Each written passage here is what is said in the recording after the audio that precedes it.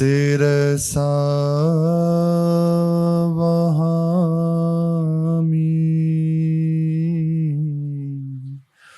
श्री राधा वल्लभ लाल की जय। प्रसंग चल रहा है, श्री युगल सरकार अनेकों प्रकार की लीला करके अपने निज जनों को सदैव सुख पहुंचाते रहते हैं। नवम नवम लीलाएं जैसी जैसी सखियों के हृदय में प्रेरित होती है, उनके हृदय में आकांक्षा होती है, इच्छा होती है, कामना होती है, वैसे वैसे युगल सरकार खेल करते हैं अपने जनों को सुख पहुंचाने के लिए। यहाँ सुख पहुंचाने की होड़ लगी हुई है। प्रियाजू लालजू को, लालजू प्रियाजू को, सखियां प्रिया प्रीतम को, प्रिया प्रीतम समस्त सखियों को, समस्त वृंदावन को होड़ लगी हुई है तत्सुख भाव की। इसी तत्सुख भाव में नवम नवम लीलाओं का प्राकट्य होता है। नवम नवम रसमयी लीलाएं प्रकट होती हैं, जिसमें रसिक जन सदैव छके रहते हैं, नेत्रों से अश्रु प्रभा करते हुए इन्हीं में डूबे रहते हैं, मिले रहते हैं। ऐसी एक लीला का प्रसंग चल रहा है। श्री किशोरी जो न्यायाधीश बनी हुई है। अतर पुतायो चौक चंदन लिपायो, बिछि गिलम गलीचन की पंगतें प्रमाण की। काली पीली हरी लाल झालरें झलक रही, कैसी छवि छाई चारू चांदनी बेतान की।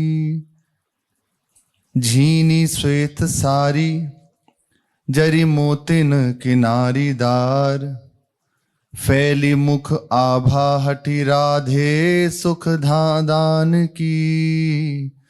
नाहने नद्दी कर रमारूप रद्दी कर, बैठियान गद्दी पर बेटी वृषभानु की, बेटी वृषभान की। सुंदर कुसुमों से सजा हुआ आसन है ऊंचे पे, जहां श्री स्वामिनी जो विराजमान है, और मंत्री बन के श्री ललिता जो खड़ी हैं, और भी सब सखियां ललिता, विशाखा, चंपक, चित्रा आदि सब सौंज लिए हुए खड़ी हैं श्री जी के समीप सेवा में। वहीं पे एक कटघरे में श्री ठाकुर जी महाराज को खड़ा किया गया है। एक रसिक दासी नाम की सखी ने मुकदमा किया है। आज श्री जी जज बने हुए दरबार में बैठी हैं। मुकदमा किया है कि इन्होंने हमें बहुत सताया है, बहुत दुख दिया है, तो हमें न्याय दीजिए, श्री जी से प्रार्थना करिए। तो उसी न्याय को करने के लिए श्री किशोरी जो सिंहासन पे जज बनी हुई बैठी हैं, कटघरे में श्री श्याम सुंदर खड़े हैं हाथ जोड़े हुए। दूसरे पक्ष में सखी है, और वकील श्री ठाकुर जी के वेद हैं, और जो सखी रसिक दासी है उसके वकील उसके गुरुजी मनोहर दास हैं। बड़ा सुंदर लीला प्रसंग है। श्री जी से जब प्रार्थना की गई तो श्री जी ने कहा, जिनने मुकदमा किया है उनके कुछ गवाह होंगे, उनको बुलाया जाए। बिल्कुल बुलाया जाए। तो श्री बली जी महाराज को बुलाया गया, उनके बयान लिए गए। उसके बाद श्री मोरध्वज जी महाराज को बुलाया गया। उनसे श्री जी ने कहा, राजन, आप अपराधी के बारे में जो भी जानते हो सब सच सच बताओ। महाराज मूरतध्वज ने कहा, सरकार की जय हो। मैं आप बीती आपको बताऊंगा, जो मेरे जीवन में मेरे साथ घटी है वही बताऊंगा। मैं शिप्रा नदी के तट पे मणिपुर में सुंदर यज्ञ कर रहा था, वहीं मेरा राज्य है। अतिथि की सेवा बहुत मुझे प्रिय है, वे सेवा करता था। एक दिन 2 साधु एक सिंह लेके मेरे द्वार पे आए। मैंने आदर सत्कार करके भोजन के लिए कही तो बड़े साधु बोले कि हम यात्रा करके आ रहे हैं, और रास्ते में ये शेर मिल गया। इसने कहा, हमारा पहले पेट भरो। हमारे साथ हमारा पुत्र था, इस सिंह ने उसे दबा लिया। हमने इससे कहीं से छोड़ दो, ये निरपराध है, इसकी क्या गलती है। तो सिंह ने कहा, मुझे भूख सता रही है, मेरी भूख का कोई व्यवस्था हो तब इसे छोड़ेंगे। फिर हमने पूछी, तुम ही बताओ इसको छोड़ने के बदले क्या करोगे। तब उसने कहा कि राजा मूरतध्वज और उनकी रानी अपने पुत्र पे आरोप चलाएं और उनके जो शरीर का मांस है वो हमें दें, तब मैं छोड़ दूंगा। हमने कहा ठीक है, महाराज बहुत दानी हैं, धर्मनिष्ठ हैं, सत्य संकल्प हैं, हम प्रार्थना करेंगे तो जरूर वे ऐसा करेंगे। बस इसीलिए हम आपके दरवाजे पे आए हैं। महाराज, अब आपके हाथ में फैसला है, आपकी हाथ से मेरे पुत्र के प्राण बच जाएंगे। मैंने साधु की बात मानी, मूरतध्वज जी महाराज कह रहे हैं। इन्होंने जब ऐसा कहा तो मैंने इनकी बात मानी और ऐसा ही किया जैसा ये कह रहे हैं, ऐसा ही किया। मैं और रानी मिलके पुत्र के ऊपर आरा चलाया।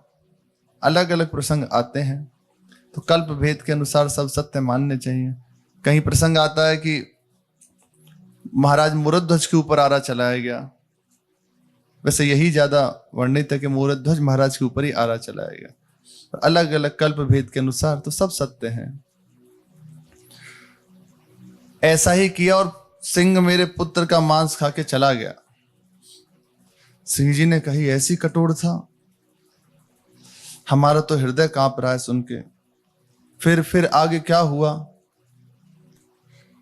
फिर मैंने दोनों साधुओं से प्रार्थना करी कि आप भोजन कर लीजिए। भोजन करने बैठे और उन्होंने कहा कि अपने पुत्र को बुलाओ और हम उसके संग भोजन करेंगे। तो सरकार, मैंने कहा कि उसे तो सिंह खा गया, वे कहां से आएगा। कहा तुम आंख बंद करो और आंख बंद करके बुलाओ। मैंने आज्ञा का पालन किया और जो ही बुलाया वे आ गया पुत्र। और जब नेत्र खोले तो देखा सामने वे साधु का रूप अंतर्ध्यान है और श्री कृष्ण और अर्जुन बैठे हैं सामने। मैंने प्रणाम किया। फिर श्री कृष्ण और अर्जुन ने कही, धन्य है राजन, हम तो आपके सत्य की परीक्षा ले रहे थे। ऐसी है परीक्षा, भक्ति की कसौटी हो रही है, ऐसी परीक्षा। ऐसे प्राय लोग कहते हैं हमने जब से भजन करना शुरू किया तो परीक्षा पे परीक्षा हो रही है। ये है परीक्षा, संकट पे संकट आ रहे हैं, ये है परीक्षा। ऐसा तो हमें लगता है नहीं हुआ होगा। हमारे अपने ही प्रारब्ध हमें घेरे हुए हैं, भगवान करुणा करके बचाते हैं, पर फिर भी अपने जन प्रभु को ही दोष देते हैं। कृपा करें बुद्धि पवित्र हो। हम आपके सत्य की परीक्षा ले रहे थे तो मैंने कही, महाराज आप बड़े हैं, जो करें सो सब ठीक है। ये है उनकी कठोरता की कहानी। और भी प्रसंग हैं, मैं कहां तक बताऊं। वेद आए और वेदों ने कहा कि महाराज, जैसे होता है ना, पूछते हैं कि जो गवाह होता है तो फिर दूसरे पक्ष का जो वकील आदि वो पूछता है कि आपने बयान दिया तो इसमें ये ऐसे प्रश्न करता जिससे वो भ्रमित हो जाए। तो वेद आए, वेदों ने कहा महाराज मूरध्वज, जिसने आपके पुत्र का मांस मांगा, क्या ये वही है जो आपके सामने खड़े हैं? यही रूप, यही भेष, यही सब था क्या? बोले हाँ यही थे। बस जब साधु रूप इनने बदला, मुझे दर्शन दिए, तो यही रूप था। अंतर बस इतना था कि उस समय 4 भुजाएं थी। भगवान द्वारकाधीश बने हुए थे, चतुर्भुज रूप में रहते थे, 4 भुजाएं थी बस। फिर कहा शेर ने तुम्हारे पुत्र के मांस को खा लिया, फिर वे जीवित कैसे हो गया? तो भक्त हैं ये भी, इनकी माया को कौन पार कर सकता है? जब जो चाहे सो करें, ये बड़े मायावी हैं, विचित्र तमाशे दिखा के सबको छकाते हैं। वेदों ने कहा अच्छा, बहुत सही बात। फिर श्री जी के सामने खड़े होकर ऐसे हाथ जोड़ के बोले, सरकार इस गवाही से कोई आरोप सिद्ध तो होता नहीं है, अब वो बचाना है प्रभु को। इससे तो यही समझ में आती है कि भक्तों के ऊपर अपार इनकी करुणा है, कृपा है, उनका दुलार है, तो भक्त वत्सलता है। अनेक प्रकार के स्वांग रचा के भक्तों की कीर्ति बढ़ाते हैं। महाराज मूरध्वज के पुत्र को लौटा दिया और उनके यश को बढ़ाया, तो उनकी कृपा ही तो है। गुरु जी बोल पड़े दूसरे पक्ष से, है ना, हाँ आपको तो करुणा ही दिखेगी, यश बढ़ाना भी एक स्वांग होता है, एक ढोंग होता है, क्योंकि पीछे उसमें अपना यश छुपा है। भक्त का यश बढ़े तो किसकी कीर्ति गाई जाएगी? ये देखो प्रेम का विषय है, प्रेमी ही कर सकता है। महाराज विचार करो, जब महाराज मूरध्वज और उनकी जो अर्धांगिनी, उनने पुत्र के ऊपर आरा चलाया होगा, उनके हृदय में कितनी पीड़ा हुई होगी। थोड़ा सा उसका आप विचार कीजिए, थोड़ा सा अपने चित्त को जोड़िए। कर सकते हो आप? और ये दया के सागर ठाड़े ठाड़े खड़े खड़े मुस्कुरा रहे थे, ये इनकी दया। सही बात बताएं, भक्तों से ही इनकी चलती है। क्यों? यदि भक्त विपक्ष में बोलने लग जाए तो फिर कैसे भक्ति बढ़े? ये तो भक्ति है, सब कुछ सहते हुए फिर भी इनकी जय जयकार करते हैं। ठाकुर हरिदास चाहते तो प्रश्न कर सकते थे, क्या गलती है मेरी, केवल भजन ही तो करता हूं, लेकिन आप इतने कठोर, 22 बाजारों में मार कोरे खाल खींच ली गई। क्या गलती थी मीरा जी की? केवल प्रीति तो की गिरधर से, पर गिरधर जी ने भी क्या कमी छोड़ी? ये तो भक्त कृपा में है, इसलिए भगवान से बढ़ के भक्तों की महिमा है। मोते अधिक संत कर लेखा, भगवान भी कह रहे हैं, भगवान से बढ़ के भक्तों की महिमा है। एक बार महाराज जी प्रसंग में कह रहे थे कि उपासक को बस सहना है और कुछ नहीं कहना है, बस सहना है। फिर ऐसे विनोद की महाराज जी की वृत्ति थी उस समय, विनोद तो कहने लगे कितना सहूं, कब तक सहूं, क्या क्या सहूं। श्री महाराज जी की जब कहा ना कि साधक को सहना चाहिए, क्योंकि सहज सहज बाड़े भक्ति, ये मार्ग ही है सहने का, सहना ही पड़ेगा। फिर मानो दूसरे पक्ष से कहने लगे कितना सहें, कब तक सहें, क्या क्या सहें। तो महाराज जी ने कहा सहना तो पड़ेगा। देखो प्रभु को भी सहना पड़ता है। कैसे सहना पड़ता है? राजस्व यज्ञ हो रहा है और उसमें शिशुपाल भरी सभा में सामने से गाली दे रहा है और सब तो सहन ही नहीं कर पाए।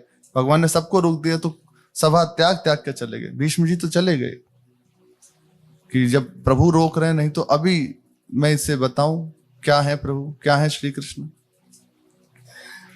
पर वे तो उसका अब उद्धार का समय आ गया ना, वो तो निशंक होकर गाली दिए जा रहा है, दिए जा रहा है। बस तो भगवान की भी एक सीमा है। बोले प्रभु को भी सहना पड़ता है, पर कितना सह सकते हैं वो भी गिनती गिनते हैं, 1 2 3 4 5 6 7 8 90 95 98 99 100 बस, और फिर सुदर्शन तैयार हो जाता है। इतना सह सकते हैं बस वो प्रभु, 100 तक सह लेंगे, इससे ज्यादा नहीं। दुर्वासा जी के प्रसंग में भी आता है, उनका जब विवाह हुआ तो जिनसे विवाह हुआ तो उनके पिता ने कहा देखो हमारी जो पुत्री है वो मुख दुष्टा है। मुख दुष्टा का तात्पर्य बहुत बोलती है और कुछ भी बोलेगी, हृदय की साफ है, पवित्र है, लेकिन मुख से जीत नहीं पाओगे। आप जो कहोगे उसका उल्टा ही बोलेगी। हैं सब ऐसी ऐसी विभूतियां। तो उन्होंने कहा कि आपको क्षमा करना, और आपका स्वभाव है कि आप कुछ सह नहीं सकते, तुरंत श्राप ही देते हैं। कदरी वृक्ष जो है ना, ये उन्हीं का स्वरूप है कि ठीक है सह लेंगे। बोले महाराज आप नहीं सह पाओगे, यदि इस बात की तय हो कि आप सहोगे, बोले ठीक है 100 तक कुछ नहीं कहेंगे, थोड़ा और बढ़ाओ। ठीक है देख लेंगे। बात हो गई तय, विवाह हो गया। और विवाह होके जब आश्रम पे आई, अब उनको तो क्या जरा सा कुछ ऐसे छेड़ दो बस। अब तो मुख की बोलने में बहुत प्रखर, तो ऐसे कहते भी ना समाज में कि मुंह को जीते मार को हारे। शुरू हुआ थोड़ी सी कहन सुनन, अब तो घर की बात घर की है, किसी विषय में हुई बात, अब वो धीरे धीरे बहुत बढ़ गई और दुर्वासा जी को क्रोध आना शुरू हुआ। उन्होंने कहा नहीं देखो बस सह रहे हैं इतना तक। बोले तुम 100 ना 1000 तक कहलवा लो तो चुप ना होंगी, जाओ तुम्हें जो करना। अरे उनका तो पारा एकदम, वो किसी की सहे दुर्वासा जी। और जब देखा कि नहीं चुप हो रहे, वो एक कहे तो 6 सुनाए वो। और दुर्वासा जी का ऐसा पाला कभी पड़ा नहीं किसी से, कौन इनसे जीत सकता है। बार बार कहते देख समय पूरा हो गया, जितना हमने वादा किया था पूर्ण हो गया। बोले तुम और 10 गुना कर दो तो चुपनाए होंगी, तुमसे कम हूं क्या। अरे ये कमंडल वो सब भस्मीभूत से तुरंत वो छार हो गई, जल के तुरंत भस्म हो गई। अब उनके जो पिता थे कन्या के, वे आके कहा देखो महाराज हमने कहा था आप निर्वाह नहीं कर पाओगे, मैं श्राप देता हूं आपको। अब बोले श्राप मत दो, आप बता दो। फिर जो हुआ तो वही कदली के वृक्ष में विराजमान, कदली के रूप में वही श्री दुर्वासा जी की जो अर्धांगिनी थी वही थी। अब अभी नवम विवाह होके आया, बस आके और चालू हो गई वो तो खत्म। फिर भगवान ने विवाह का संस्कार था नहीं, पर एक गंधर्व को देख के मन में बात आ गई बस। उसे तो श्राप दिया ही दिया उस गंधर्व को, तो मन में हो गया विवाह करना चाहिए। जैसे भगवान ही बचाए, काहू को बस ना, केवल भगवान बचा ले। ये मार्ग इसीलिए केवल हरि गुरु की कृपा से, संतों की कृपा से वैरागी को आजीवन जो वैराग्य धारण कर लिए हैं या करना चाहते हैं, एक बात हृदय में रख ले, चाहे वो स्त्री साधक हो या पुरुष साधक हो, पूरा जीवन साधुओं के संग में यदि बिताने की हृदय में क्षमता हो, साधुओं के संग साधुता आएगी, सब कुछ सहन कर सके, तब इस मार्ग में अपना पैर आगे बढ़ाए। चाहे जिस शरीर में भगवान ने आपको दिया है, स्त्री हो या पुरुष हो, पूरा जीवन साधुओं का संग, पूरा जीवन बस अपने अपने मार्ग में चले तो निर्वाह हो सकता है। उनकी अधीन होके मनमानी ना करे कि अरे एकांत में रह के भजन करेंगे। बड़े बड़े कोई नहीं भाई, काम बस जोगीस तापीस, ये वो हैं बड़े बड़े जिन्हें कहा जाता है, भय काम बस जोगीस तापस पामरन की को कहे, उनकी तो चर्चा ही नहीं है, उनकी वार्ता ही नहीं है। जो इसमें फंसे हैं संसारी जनों की तो कह ही नहीं रहे, जो अपनी इंद्रियों को साध के और उस तत्व की या किसी सिद्धियों की उसमें लगे हुए चाह में, उनके लिए कह रहे हैं भाई काम बस जोगी तापिस पामरन की को कहे, ब्रह्म में देखें चराचर नारी में देखने लगे। प्रचंड तांडव है। एक ही उपाय है, प्रभु के चरणों का आश्रय, उनके जनों का संग। पूरा जीवन प्रभु से बस इतना ही मांगे कि आपके जनों का संग बना रहे। बड़े बड़े भक्तों ने यही मांगा है, प्रभु आप दर्शन दें ना दें पर इतनी कृपा जरूर कर दें कि आपके प्रेमियों का संग मिलता रहे, बस और कुछ नहीं चाहिए। भोरी सखी ने एक पद में गायन किया है कि हे किशोरी जू, मुझे आप इतनी करुणा कर दीजिए कि आपके प्रेमी जनों का संग ही बना रहे। हे हरिवंश किशोर श्री श्यामा श्याम, हमें इतना कृपा दृष्टि से निहाल कर दीजिए कि सदैव रसिकों के संग में ही रहूं। वे चाहे मुझे त्रास कोटिन दे हिमो को शस्त्र ले ले मारही, तो प्यार बढ़तो ही रहे, ये जी लेश दुख मानो नहीं। बस ऐसे रहे, जोलो जियो तिन संग रहूं, तिन की कृपा नित ही चहूं, हित भोरी तिन के ढिंग मरो, वह छार तन, उनके चरणों में मेरा तन अर्पित हो जाए। मरने के बाद भी शरीर की रज जो बने वो उनके चरणों में पड़ी रहे, तभी निर्वाह हो सकता है। किसी से मांगे ना, एक सदैव साधुओं का संग करे, दो ये जीवन में रख ले और प्रभु से कृपा की याचना करता रहे कि आप संभालते रहें। एकांत में परस्पर शरीर, कभी ऐसा ना हो कि एकांत में नहीं सभा में मिलो। हमारे गुरुजनों की आज्ञा है जो भी वार्ता करनी, पहले तो बचे ही वार्ता आदि करने से, परस्पर दोनों के लिए है। और यदि करनी ही मानो किसी जो सेवा में है करनी पड़े, तो जो विधान बनाया गया है समाज में कर, एकांत में ना कर। बहुत सावधानी, इसीलिए बस यही सावधानी है, चुपचाप सहता हुआ तो निर्वाह हो जाएगा इस वेश का। ये तो कई बार खोखलापन हो जाता है, ऊपर से तो वेश है, अंदर से कई बार हम जैसे मानो देखा देखी में आ गए, चल दिए, धारण भी कर लिया, पर निर्वाह उसका कर ले। निभाना कठिन होता है।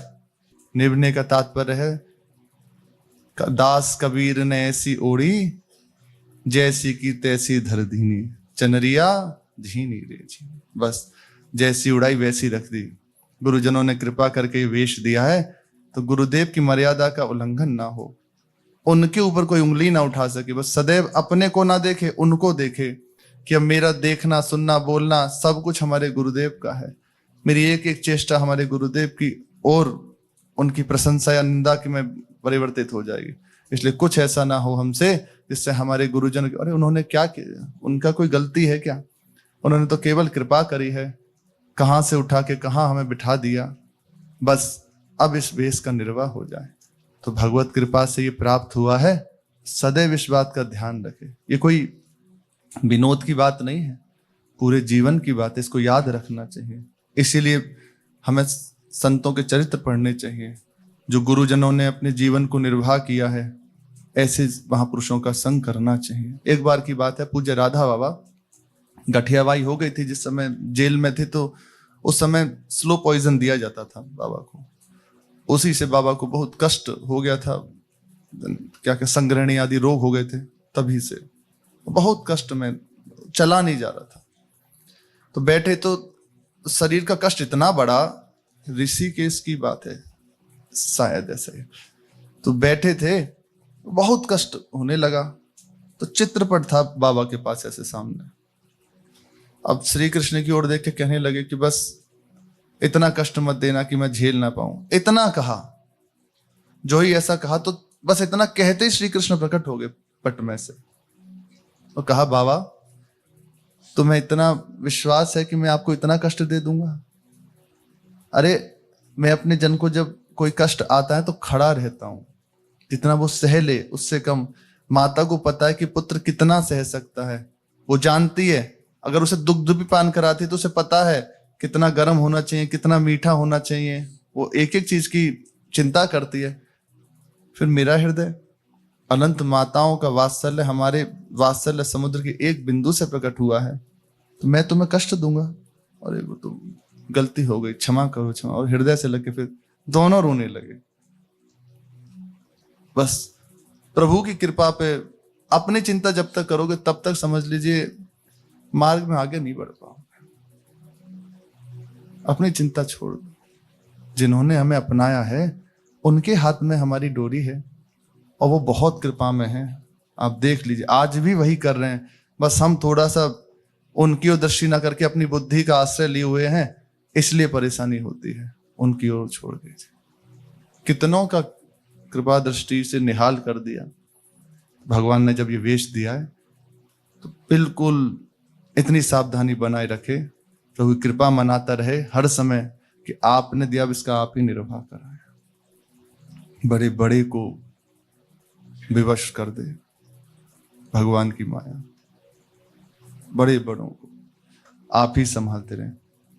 जिस जगह गोस्वामी जी ने लिखा है ना कि ब्रह्म में देखें चराचर नारी में देखने लगे, तो मानो गोस्वामी से पूछा तो क्या कोई नहीं बचा? कोई नहीं बच पाया ऐसा प्रचंड जब काम का तांडव हुआ तो? अरे हाँ बचे। कौन बचे? रहे न काहू धीर, रहे न काहू धीर, सबके मन मन सिज हरे, सबके मन मन सिज हरे। मन सिज कहते हैं काम को। सबके ऊपर अपना प्रभाव दिखा दिया, किसी का हृदय में धैर्य रह नहीं गया। सबके चित्त पे ऐसा प्रभाव दिखाया, सबके मन का हरण कर लिया। बस उस समय जे राखे रघुवीर, ते उबरे तिहु काल महा। जिसने प्रभु के चरणों का आश्रय ले लिया, जो प्रभु के चरणों के आश्रित थे, जो साधुओं के संग थे, भक्तन के संग थे, उन्हें प्रभु ने रख लिया और कोई नहीं बच पाया। तो भगवान की ये जो अनिर्वचनीय, जैसे भगवान है वैसे ये अनिर्वचनीय जो माया है ना, इससे बचने का बस एक ही उपाय है, उन्हीं की शरण हो जाना, उन्हीं से प्रार्थना करना। आप निभाएं। और जब तक अपना हृदय पक्का ना हो जाए ना, तब तक ऐसा नहीं कि देखा देखी और मतलब जोश जोश में। जोश का काम नहीं है, होश का काम है। सत्संग सुने, विचार करे, प्रभु के सामने निर्णय रख दे, उनसे कहे आप संभालिए, आप देख लीजिए, मुझे ये करना है वे करना, कुछ नहीं, भगवान के हाथ में सौंप दे, आप जैसे करें। और जिन्हें मिल गया है वो अब सावधान हो जाएं। आज पूरा विश्व जो एक महाराज जी के आकर्षण से युक्त है, क्या आप बताइए विशेष बात?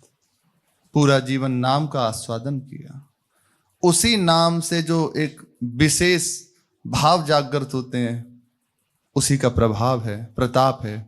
और खूब आप पढ़े लिखे हैं, खूब पढ़ रहे हैं, खूब बढ़िया से गान तान और जैसा मतलब जितना बन सकता उतना कर रहे हैं, पर अंदर वो भाव नाम की कृपा से प्रकट नहीं हो तो देखो प्रभाव नहीं है। नाम की कृपा से, वाणी की कृपा से, प्रभु के आश्रय के प्रताप से, जिन्होंने अपने हृदय की ग्रंथि खोल ली है, उससे जो सुंदर सुंदर रत्न प्रकाशित हुए हैं, उनसे जगत का मंगल होता है, उससे प्रभाव पड़ता है। इसलिए अगर ऐसा भी सौभाग्य है मानो पढ़ने का, कहने का, तो आंतरिक भजन आवश्यक है। खूब भजन करे, सदैव साधुओं के संग रहे तो निर्वाह हो जाएगा। मोरध्वज जी कह रहे हैं कि ये बड़े मायावी हैं, अनेकों प्रकार की लीला दिखा के सबको छकाते हैं।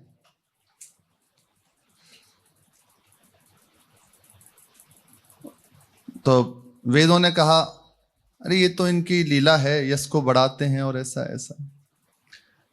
फिर श्री मनोहर दास जी कह रहे हैं आपको तो करुणा ही दिखेगी, यश बढ़ाना भी एक ढोंग है। यहीं से बात शुरू हुई थी। महाराज विचार कीजिए, जिस समय महाराज मोरध्वज और उनकी पत्नी अपने पुत्र के ऊपर आला चला रहे थे, उसके हृदय में क्या बीत रही होगी, कितनी पीड़ा उस समय उनके हृदय में। विचार करके देखिए थोड़ा सा। ये कह रहे हैं कृपा के समुद्र हैं, ये कृपा है, और ये दया के सागर खड़े खड़े मुस्कुरा रहे थे। निष्ठुरता की भी कोई सीमा होती है। ठीक है बैठ जाओ बैठ जाओ। श्री जी थोड़ा गंभीर हो गए। फिर श्री ललिता जी ने कहा कि श्री जी तो गंभीर हो रहे हैं। तुरंत कि हाँ आप बैठो, ब्रज गोपीजन उन्हें बुलाया जाए, वही हाजिर हूं। वे सब आई।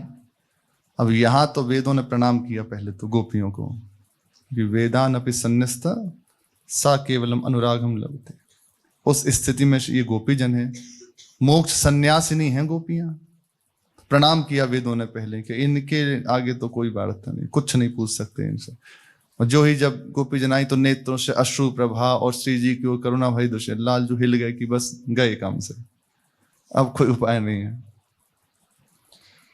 श्री जी ने कहा हे ब्रज देवियों, इनने जो जो करतूत आपके संग करी है सब निसंकोच है कि बताओ, डरियो मत। आप रसिक दासी को जानो, यह तुम्हारे संग दही दूध बेचने जाए, और कहा छेड़खानी इनने आप लोगन के साथ और इनके साथ करी, इस दासी के साथ करी है। सब कुछ सत्य सत्य बताओ, सबको सही न्याय मिलेगा। श्री जी का अत्यंत भोरा स्वरूप, लालजू बार बार बलिहारी जा रहे। हम तो ऐसे में तो रोज हम अपराधी बन के खड़े नहीं तो अच्छा ही है। गोपियों ने कहा कि हम हे सरकार आपको कहा बताएं, ये ब्रज में नित्य उदम मचा में, काहू को माखन चुरावे, काहू की मटकी फोड़े, काहू के वस्त्र चुरावे, काहू को मार्ग रोके। ये रसिक दासी हमारे संग दही दूध बेचवे ही जावे। तो एक दिना की बात है, ग्वालन के संग मार्ग में मिल गए, हम तो जैसे तैसे बस बच गई, पर हमें ऐसे ना छोड़ी। जे प्रधान बने भाई उन सखान में खड़े हैं मार्ग रोक के, और सखा कह रहे हैं इनकी ओर से, खातिर कर ले नई गुजरिया, रसिया ठाड़ो तेरे द्वार।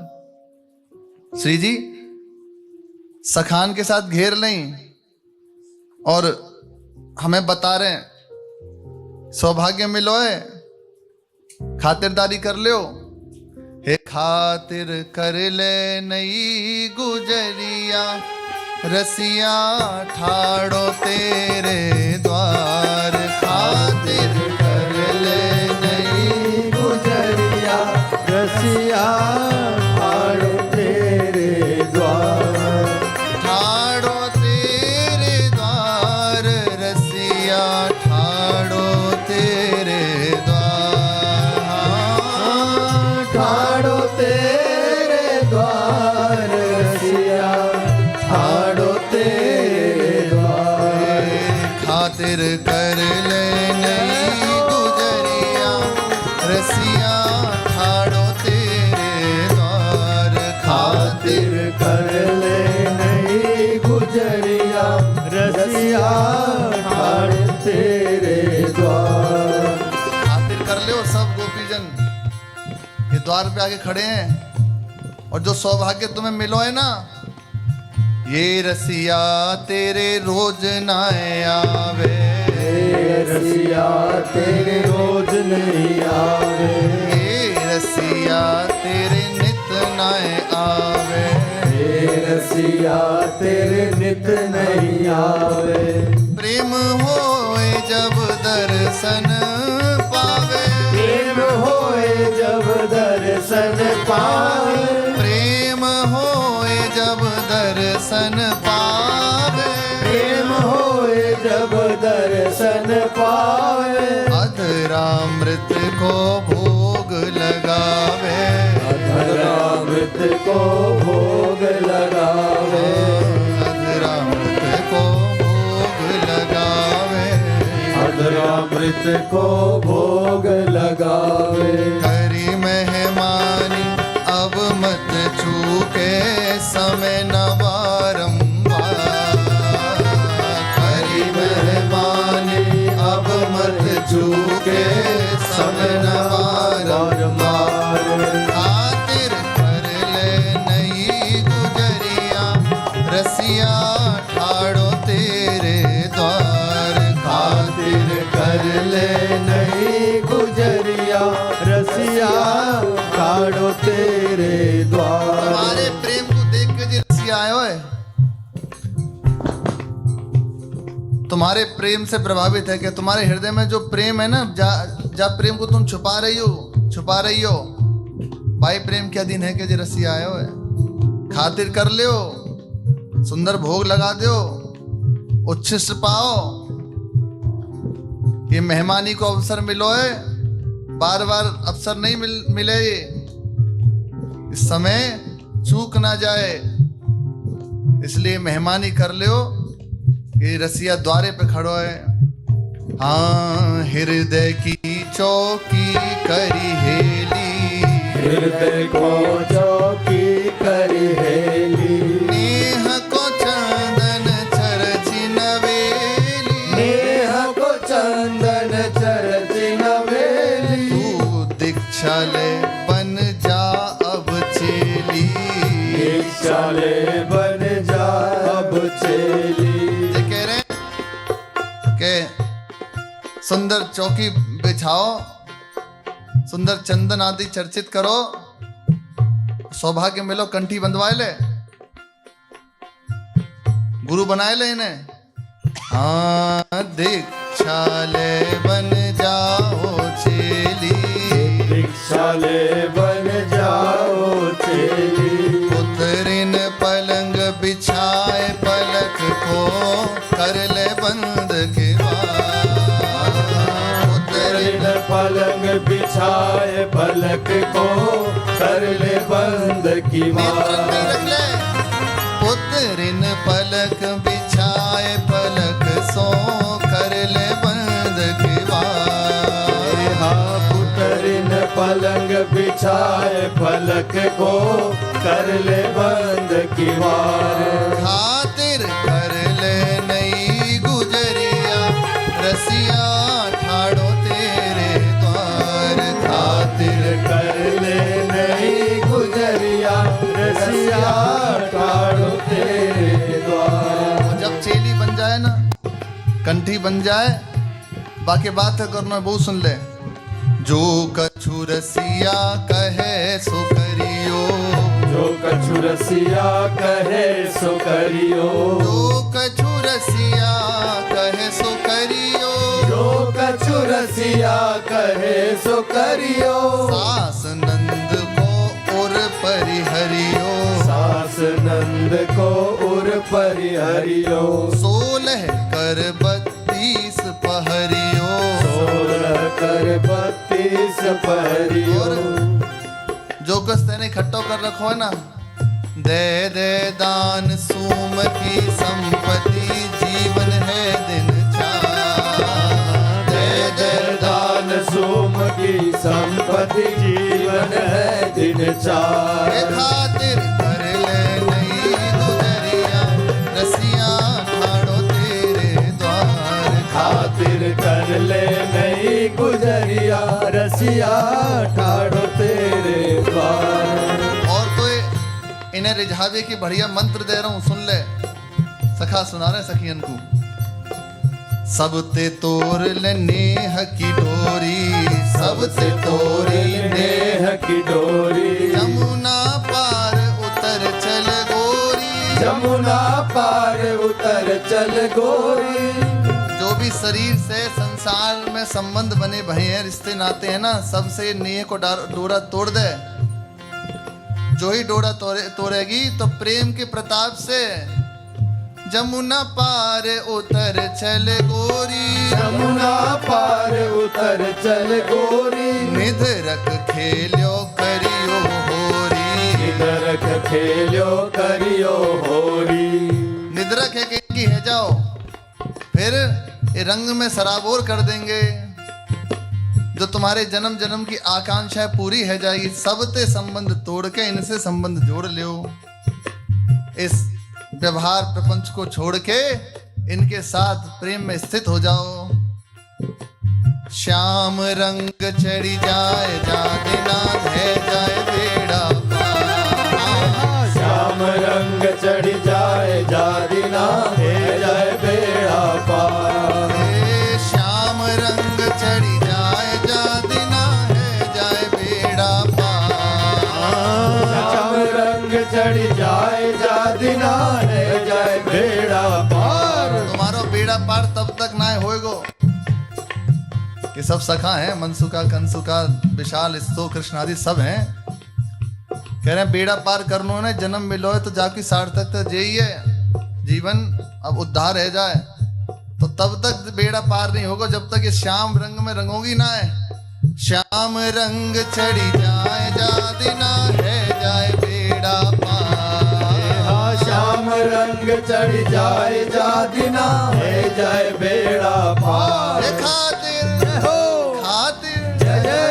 खातिर कर ले नहीं गुजरिया रसिया ठाड़ो तेरे द्वार। खातिर कर ले नहीं गुजरिया रसिया ठाड़ो तेरे द्वार। खातिर कर ले नहीं गुजरिया रसिया ठाड़ो तेरे द्वार। खातिर कर ले नहीं गुजरिया रसिया ठाड़ो तेरे द्वार। मार्ग में रोक लें और सब शिक्षा देवे लगे। अनेकन प्रकार से शिक्षा दी, जैसे तैसे बची हम बादिन, पर जे बेचारी फंस गई। अब आगे कहा बताऊं। हम तो जैसे तैसे भाग गई, बेचारी की मटकी फोड़ दई, चुनरी फाड़ दई, चोली फाड़ दई, घूंघट खोल के और तारी बजा के हंसवे लगे।